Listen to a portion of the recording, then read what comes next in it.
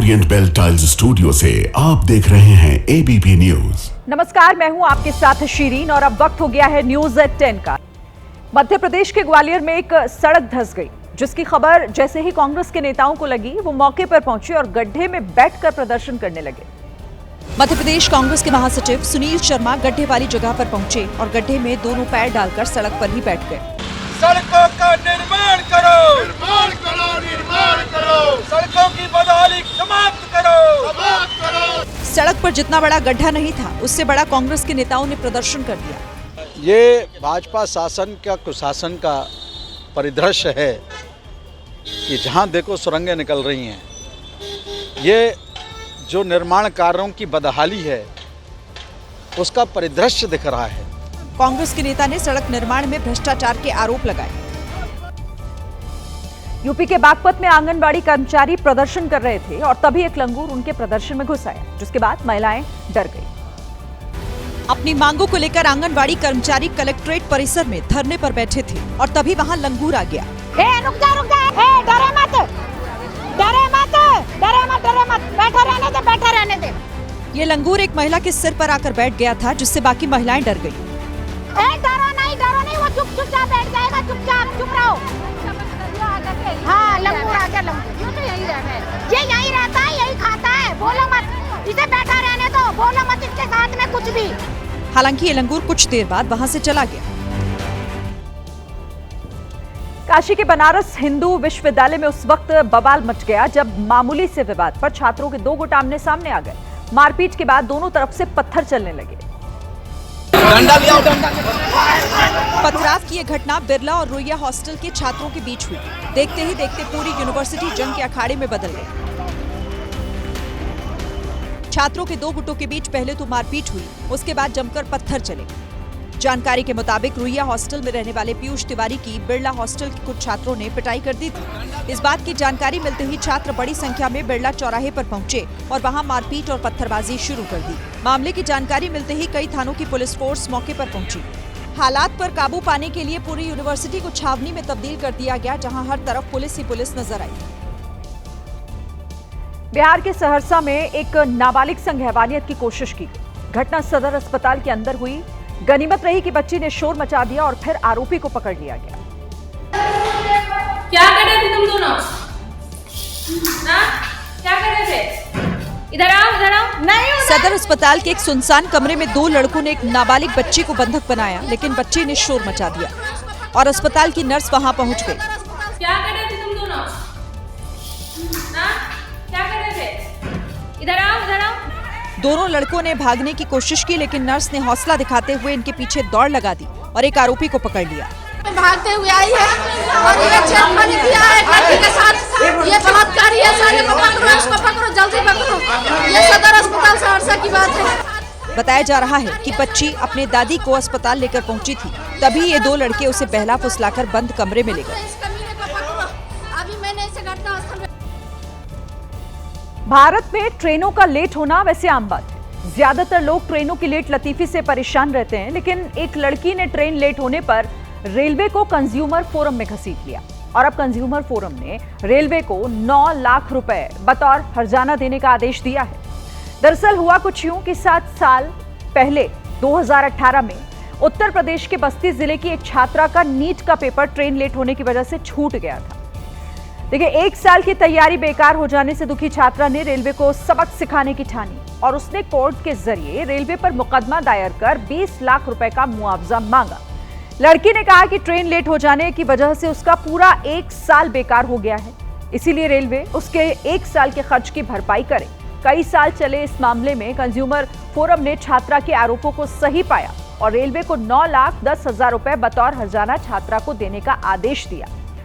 इसकी रकम देने के लिए रेलवे को 45 दिन की मोहलत भी दी गई।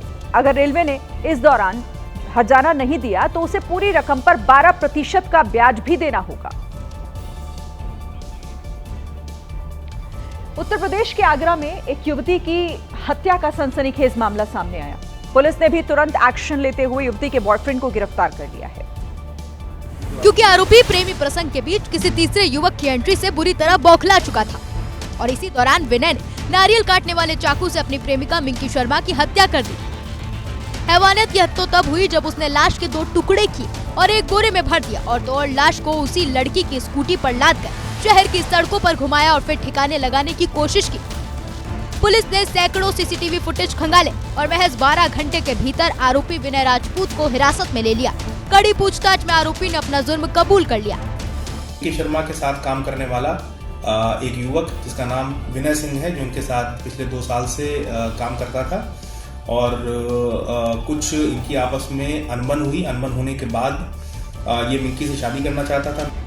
कुछ दिनों बाद ही मिंकी के घर में भाई की शादी होनी थी, जिसका कार्ड बांटने वो बुधवार को घर से निकली थी। उत्तर प्रदेश के एटा से एक वीडियो सामने आया जहां मुसीबत बने 2 आवारा सांडों के बीच लड़ाई हो गई। इस दौरान काफी देर तक बाजार में अफरा तफरी का माहौल रहा। तस्वीरों को देख ऐसा लगा मानो सांडों की कोई कुश्ती जीतो प्रतियोगिता चल रही हो। इस दौरान न सफेद सांड शांत हुआ और न काला सांड। दोनों विशालकाय सांड एक दूसरे से सींग भिड़ाकर लड़ते दिखे। ये लड़ाई सड़क के बीचों बीच चल रही थी, जिससे राहगीरों और स्थानीय दुकानदारों में डर का माहौल बन गया। काफी देर तक जब दोनों सांड शांत नहीं हुए तब एक लाठी डंडे की मदद ली गई। ईंट पत्थर फेंक कर डराया गया, लेकिन सांड टस से मस नहीं हुए। ये लड़ाई यूं ही चलती रही। बताया जा रहा है कि काफी देर बाद थक हार कर जब ये सांड एक दूसरे से जुदा हुए तब जाकर लोगों ने राहत की सांस ली। विश्व के अलग अलग हिस्सों में चल रहे युद्ध, अमेरिकी टैरिफ वॉर और अस्थिरता ने सोने चांदी के दाम में आग लगा दी है। एक तरफ जहां शेयर बाजार हिचकोले खा रहा है, तो वहीं सोना चांदी के दाम रॉकेट बने हुए हैं। आज सोना चांदी की कीमतों में रिकॉर्ड तेजी दर्ज की गई। 24 कैरेट सोने के दाम में आज 11,000 रुपए से अधिक का उछाल देखा गया और ये 1,64,635 रुपए प्रति 10 ग्राम से बढ़कर 1,76,121 रुपए प्रति 10 ग्राम पर पहुंच गया है। इसी तरह 22 कैरेट सोने के दाम में 10,500 रुपए की तेजी दर्ज की गई है और ये 1,50,806 रुपए से बढ़कर 1,61,327 रुपए प्रति 10 ग्राम पर पहुंच गया है। बात अगर चांदी की जाए तो 1 किलो चांदी के दाम में 27,000 रुपए से ज्यादा का उछाल देखा गया और ये 3,38,000 रुपए प्रति किलो से बढ़कर 3,86,000 के स्तर पर पहुंच गया है। हिमाचल प्रदेश के चंबा में देर रात अचानक ग्लेशियर गिरने से हड़कंप मच गया। लोग दहशत में आ गए और इस हादसे में 2 गाड़ियां दब गई, जबकि कई दुकानों को भी नुकसान पहुंचा है। लेकिन ग्लेशियर के गिरने का मंजर कितना भयानक था, इसका अंदाजा वहां से सामने आई तस्वीरों को देखकर लगाया जा सकता है। ग्लेशियर के गिरने के बाद वहां की एक नदी में पानी की जगह बर्फ बहती दिखाई दी। और गनीमत ये रही कि ये जो घटना है रात को 1 बजे घटी है। अगर ये दिन में हादसा होता तो बड़ा जान का नुकसान हो सकता था। इस हादसे में जान माल का नुकसान नहीं हुआ, लेकिन 2 मालवाहक गाड़ियां पूरी तरह दब गई और उनका नामो निशान तक नहीं दिखा, जबकि 3 दुकानों को भी काफी नुकसान पहुंचा। दिल्ली से सटे गुरुग्राम में धर्म छिपाकर शादी करने और धर्म परिवर्तन का दबाव डालने का एक मामला सामने आया है। पुलिस ने आरोपी युवक को गिरफ्तार कर उसे जेल भेज दिया है। दोनों की मुलाकात साल 2022 में एक कार शोरूम में हुई थी। इसके बाद शादी एक मंदिर में हिंदू रीति रिवाज से हुई। बाद में पता लगा कि आरोपी ने धर्म बदलकर शादी की थी। 15 दिन तक नॉर्मल सब कुछ सही रहा।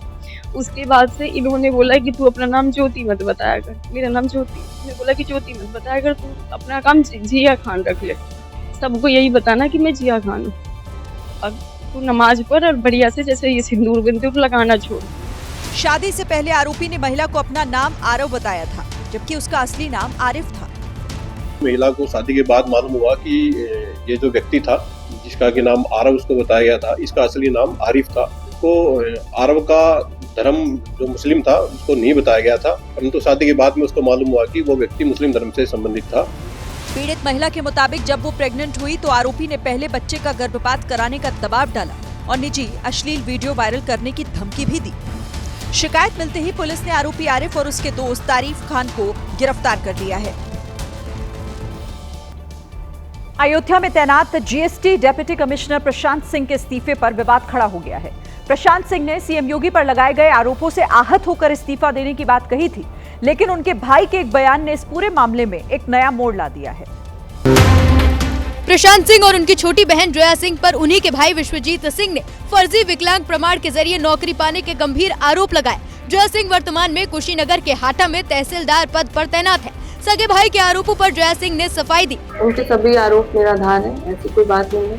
उनका कुछ पारिवारिक विवाद है भाई साहब से, जिसकी वजह से वो इस तरह का बयान दे रहे हैं।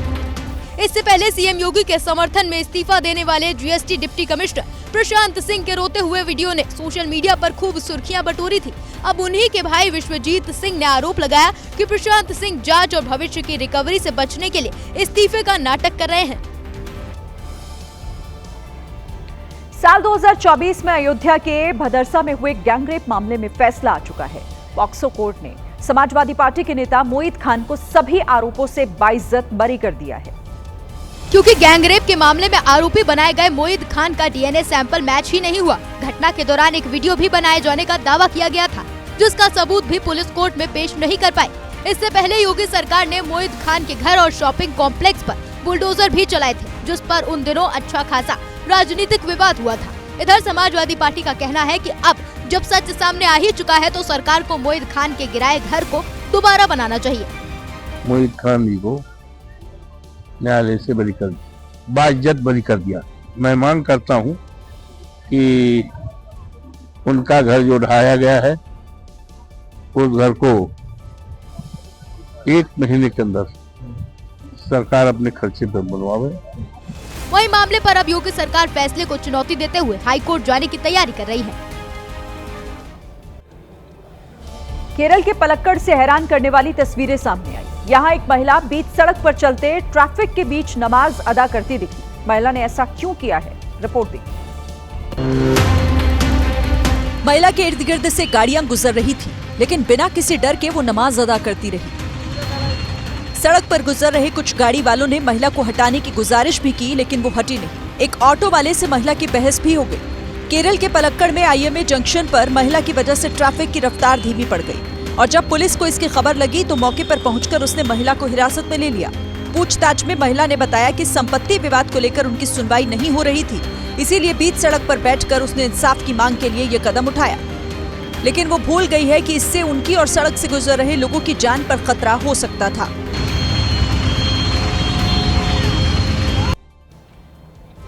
सुप्रीम कोर्ट ने यूजीसी के नए नियमों पर रोक लगा दी है। चीफ जस्टिस सूर्यकांत और जस्टिस जॉय माल्या बागची की बेंच ने नए नियमों के दुरुपयोग पर आपत्ति जताई और यूजीसी के साथ साथ केंद्र सरकार से भी जवाब मांगा है।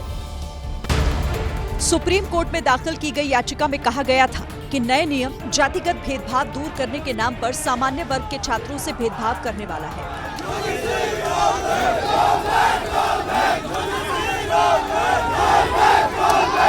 चीफ जस्टिस ने कहा कि आजादी के 75 साल बाद भी समाज जाति से मुक्त नहीं हो सका और ये सोचना होगा कि क्या नए नियम हमें और पीछे ले जा रहे हैं।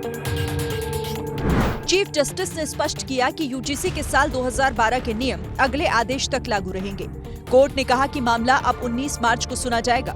कोर्ट ने कहा कि नए दिशा निर्देशों में समाज को बांटने की क्षमता है और इनका गंभीर प्रभाव पड़ सकता है, इसीलिए न्यायालय का हस्तक्षेप जरूरी है। कोर्ट ने कहा कि हर वर्ग के लोग हॉस्टल में एक साथ रहते आए हैं। युवा अंतरजातीय विवाह को भी अपना रहे हैं। अगर कॉलेज कैंपस में ही जातीय विवाद शुरू हो गया तो समाज किस दिशा में जाएगा। वेगनेस है, एक जनरल कैटेगरी को टोटल एक्सक्लूड किया गया और ये माना गया है कि कास्ट बेस्ड डिस्क्रिमिनेशन अगर होगा तो सिर्फ SC ST OBC के खिलाफ होगा। ये समाज में फर्दर डिवीजन क्रिएट करेगा। चीफ जस्टिस की अध्यक्षता वाली बेंच ने नए नियमों पर चिंता जताते हुए कहा कि पहली नजर में ये नियम समाज में विभेद पैदा करने वाले लग रहे हैं।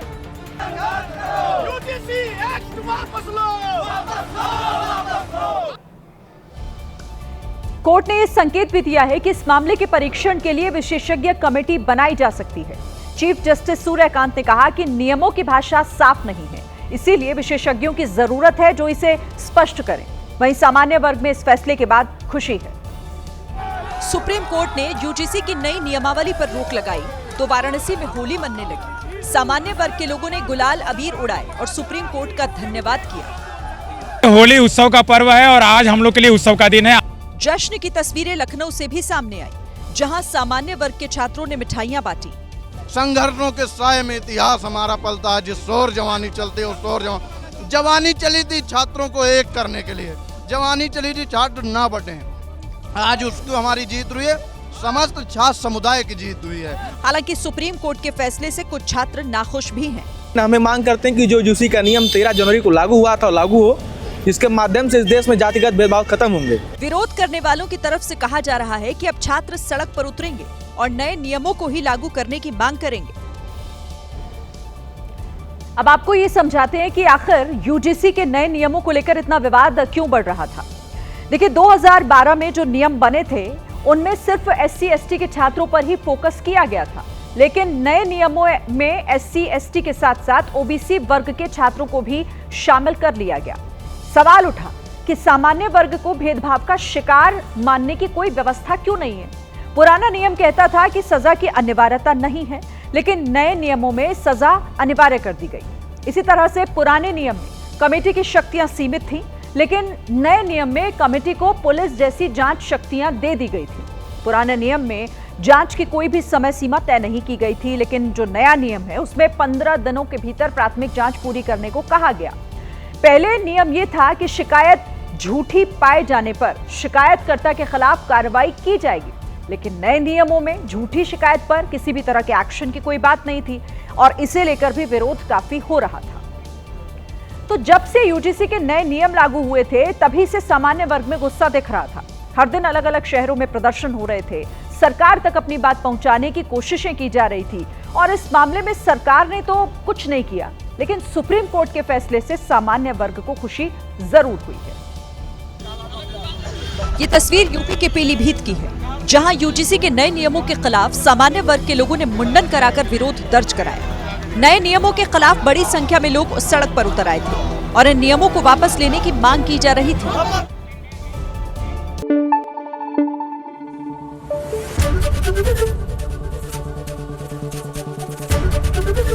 ABP न्यूज आपको रखे आगे।